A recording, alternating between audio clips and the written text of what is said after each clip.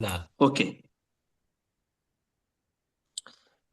सबैभन्दा पहिला कुरा स्पाइरुलिनाको बारेमा अलिकति भन्दै गर्दा। सर, मेरो आवाज क्लियर छ एकदम एकदम क्लियर छ।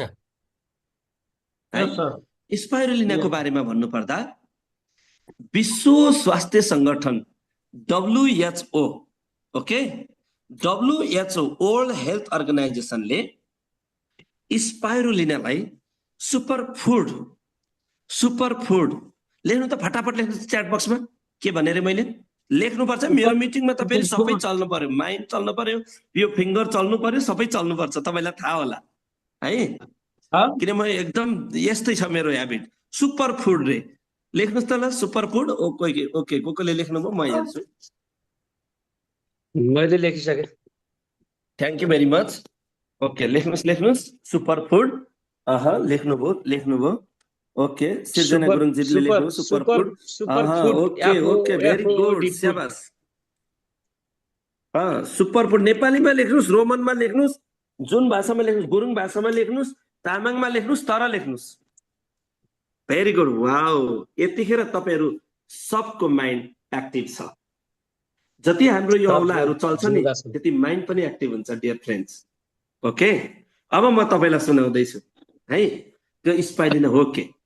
WHO वर्ल्ड हेल्थ अर्गनाइजेसनले स्पाइरुलिनालाई सुपरफुड भनेर भनेको छ। यानी कि सुपरफुड किन भन्यो भने भविष्यको सबैभन्दा राम्रो खाना भनेर चाहिँ स्पाइरुलिनालाई भनेको छ। किन भन्यो त स्पाइरुलिना सुपरफुड भनेको भने हाम्रो मानिसको शरीरलाई दैनिक 500 mg देखि 3000 mg सम्म GLA भन्ने पदार्थ चाहिन्छ। GLA भन्ने पदार्थ चाहिन्छ, जुन मानिसलाई 500 देखि तपाईको 3000 mg सम्म चाहिन्छ, जुन पाउन असम्भव छ। हामीले खाएको खानाबाट 500 देखि 3000 mg सम्म को GLA पाउन असम्भव छ। तर त्यो असम्भव चाहिँ स्पाइरुलिनाले सम्भव बनाइदिएको छ। के हो त्यो म एकछिनमा भन्छु तपाईलाई। GLA भएन भने हाम्रो शरीरमा इम्युनिटी सिस्टम नियमित हुँदो रहन्छ। सुन्नुस् है, ध्यान दिएर सुन्नुस्, बडो मजाको कुरा बताउँदैछु आज तपाईले। स्पाइरुलिना यो कहिलेकाहीँ के हुन्छ भने हामीसँग सही चीज भएर पनि हामीले त्यसको भ्यालु थाहा नपाउँदाखेरि हामी पछि परेका हुन्छ क्या। त्यही भएर म आज तपाईले जम्मा 2टा प्रोडक्टको बारेमा बताउँछु क्या। तर यो 2टा प्रोडक्टको बारेमा सुन्दैमा तपाईले भोलि कसैलाई काउन्सिलिङ गर्दा स्पाइरुलिनाको बारेमा तपाईले आधा मात्रै भनिदिनु भयो नि हुन्छ। त्यसरी मैले आज अपरेसन गरेर तपाईलाई सुनाउँदै छु। मैले मोबाइललाई चार्जमा जोडेर झुन्डिएर बोलिरहेको छु। GLA ले इम्युनिटी सिस्टमलाई रेगुलेसन गर्ने काम गर्छ र मधुमेह अर्थात् चिनी रोग सम्बन्धी समस्या, उच्च रक्तचाप जस्ता समस्यालाई राम्रो काम गर्दो रहेछ। ओके, र ब्लक भएका सेलहरूलाई पुनः उत्पादन गर्ने काम पनि GLA ले गर्दो रहेछ। सुन्नु ध्यान दिएर, ब्लक भएका सेलहरूलाई पुनः उत्पादन गर्ने काम गर्दो रहेछ। जस्तो एक्जाम्पल, कुनैको यहाँनिर यो तपाईको चाहिँ के हुन सक्छ, कालो पोतो भयो, त्यो सेललाई ब्लक गरिदियो भने स्पाइरुलिनामा भएको GLA तत्त्वले त्यो ब्लक भएका सेलहरूलाई चाहिँ उत्पादन गर्नमा मद्दत गर्दो रहेछ। अब हेर्नुस्, अब यो स्पाइरुलिना किन खाने भन्दा स्पाइरुलिना किन खाने र यो हो के भन्ने कुरा चाहिँ अझै अलिकति तपाईलाई म थोरै बढाएर तपाईलाई म यसको बारेमा भनिदिन्छु। हेर्नुस् है त। अब हेर्नुस्, स्पाइरुलिना WHO ले यसलाई बेस्ट फुड भनेर मान्यो हैन। यसमा GLA हुँदो रहेछ।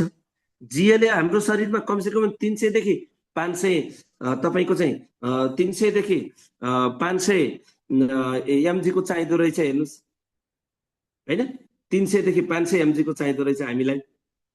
र यो चाहिँ के हो त, जसले चाहिँ तपाईको चाहिँ विभिन्न मधुमेह जस्तो रोगहरूलाई काम गर्दो रहेछ, ब्लक भएका सेलहरूलाई खोल्दो रहेछ। यति कुराहरू आजसम्म तपाईले जान्दै आउनु भएको कुरा हो र आज यो भन्दा हामी बढी थप कुराहरू हामी गर्दै छौं। म तपाईलाई क्लियर बताउन चाहन्छु, यो समुद्र भित्र गहिराईमा पाइने एउटा नीलो हरियो अर्ग्यानिक वनस्पति जडीबुटी झार हो। समुद्र भित्रको गहिराईमा पाइने नीलो हरियो वनस्पतिको तपाईको जडीबुटी झार हो, जुन ब्लू ग्रीन एल्गाई प्रजातिमा पर्छ। ग्रीन ब्लू एल्गाई प्रजातिमा पर्छ। यसलाई प्राकृतिक किसिमले उत्पादन गरेर बनाएको हुनाले यसलाई चाहिँ सर्वोत्तम क्षारीय खाद्यान्न अल्कालाइन फुड भनेर पनि भनिन्छ। जोडले भन्नुस् त के फुड भनिन्छ रे? Alkaline food. ALKALIN alkaline food. प्रायः जसोले अहिले पानीको लागि चाहिँ अल्कालाइन मेसिन राख्छ नि घरमा। अल्कालाइन मेसिन हामीसँग भएको CMD छ नि, त्यो पनि अल्कालाइन मेसिन हो। के अरे त्यो CMD ड्रप हो, त्यो जुन चाहिँ क्षारीय खाद्यान्न भित्र पर्छ। अब म तपाईलाई बताउँछु अलिकति। आज म स्पाइलिनाको बारेमा अपरेसन गर्दैछु, त्यसैले तपाई क्लियर भएर बस्नु होला। तपाई डायरी पेन छ भने तपाई लेख्न नि सक्नुहुन्छ। ओके, यदि तपाईलाई जान्न मन छ भने म तपाईलाई यसको बारेमा स्लाइडै पठाइदियो भने म पठाइदिन्छु। ओके, स्पाइरुलिनाले मानव शरीरमा प्राकृतिक पोषण तत्त्वहरू उपलब्ध गराउँछ। हाम्रो मानव शरीर जुन हुन्छ, हाम्रो मानव शरीरमा 46 किसिमको पौष्टिक तत्त्व हाम्रो शरीरलाई चाहिन्छ, पोषण तत्त्वहरू हाम्रो शरीरलाई चाहिन्छ। स्पाइरुलिनामा मात्रै 45 किसिमको पोषण तत्त्व हुन्छ। र सन्तुलित आहारको पूर्ति गरेर हाम्रो शरीरलाई त तपाईको दिनभरिमा हामीले खाएको खाना राम्रो भएको भए त हामीले सन्तुलित आहार खाएको जस्तो हुन्थ्यो नि त। तर आजको दिनमा हाम्रो शरीरमा राम्रो सन्तुलित आहार त छैन। त्यो सन्तुलित आहार नभएको कारणले यदि तपाईले बिहान दिउँसो बेलुका 3 टाइम स्पाइलिना खानुभयो भने तपाईको शरीरलाई चाहिने पोषण तत्त्वहरू स्पाइलिनाबाट तपाईले पाउनुहुन्छ र सन्तुलित आहारको पूर्ति गरिदिन्छ र शरीरको वृद्धि विकासमा प्रभावकारी काम गर्छ। यसरी बुझ्नु पर्यो। स्पाइरुलिनालाई UNO युनाइटेड नेसन अर्गनाइजेसन र WHO ले संसारभरिकै उत्तम पौष्टिक खाना भनेर प्रमाणित गरेको छ। संसारभरिकै उत्तम पौष्टिक खाना भनेर प्रमाणित गरेको छ। यसमा भिटामिन B12, प्रोटिन, प्राकृतिक amino acid, vitamin E, iron, magnesium, calcium, बेटा क्यालोरीको रूपमा धेरै प्रकारका पोषण तत्त्वहरू छन् भनेर तपाईको यसलाई पुष्टि गरेको छ।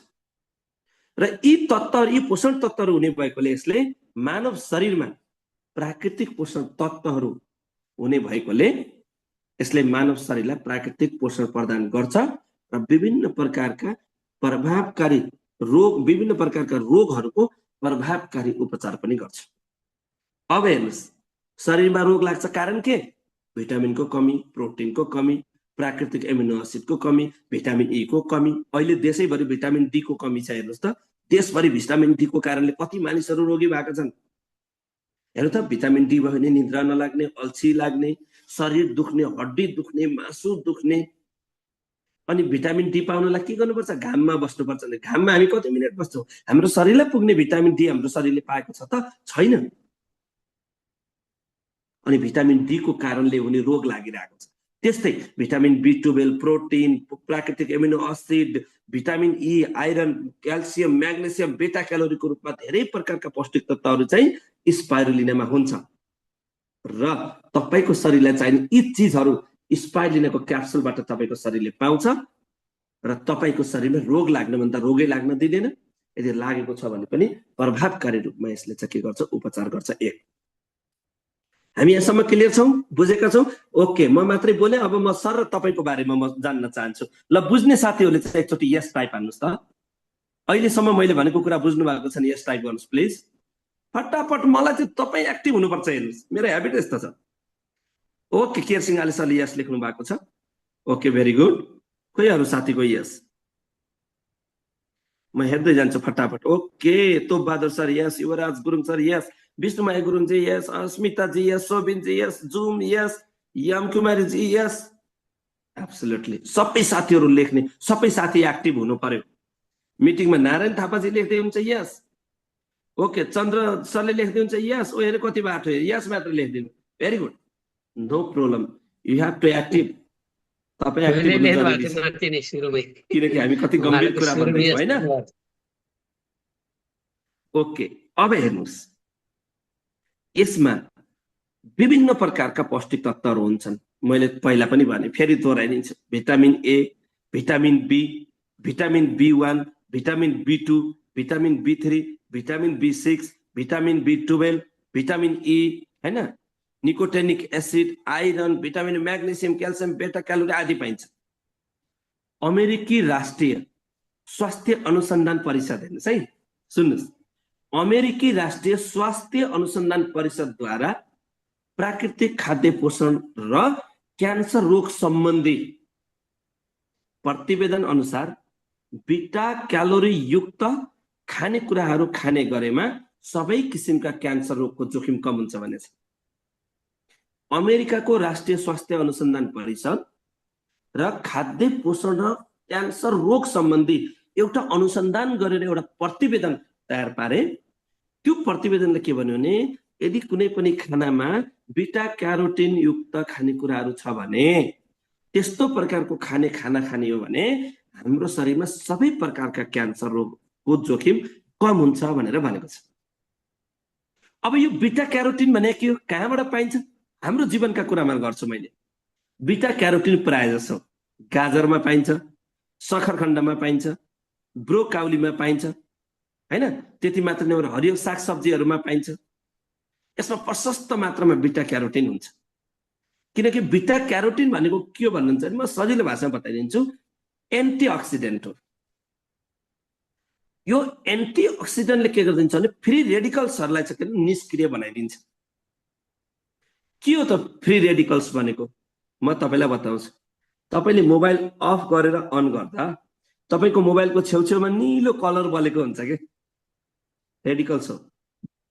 तपाईको टावर, एनसेलको टावरहरू, त्यस्तै गरेर तपाईको चाहिँ विभिन्न प्रकारका टावरहरूले चाहिँ यो तपाईको चाहिँ भाइरसहरू, रेडिकल्सहरू चाहिँ फालिरहेको हुन्छ, त्यो हैन।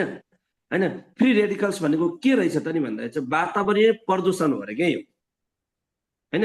विषादी रसायनहरू, एलोप्याथिक औषधिहरू, शारीरिक तथा मानसिक तनाव आदिका कारणले हुने पैदा हुने आणविक कणहरू, हैन, जसले गर्दा के हुन्छ त, यिनलाई चाहिँ फ्री रेडिकल्स भन्छ क्या हामीले। आदिका कारणले गर्दा शरीरमा पैदा हुने तपाईको शरीरको कोष र तन्तुहरूलाई नष्ट गरेर क्यान्सर र अन्य रोगहरू पैदा गर्न सक्दो रहेछ। हेर्नुहोस्, बीटा क्यारोटिन भनेको चाहिँ एन्टिअक्सिडेन्ट रहेछ।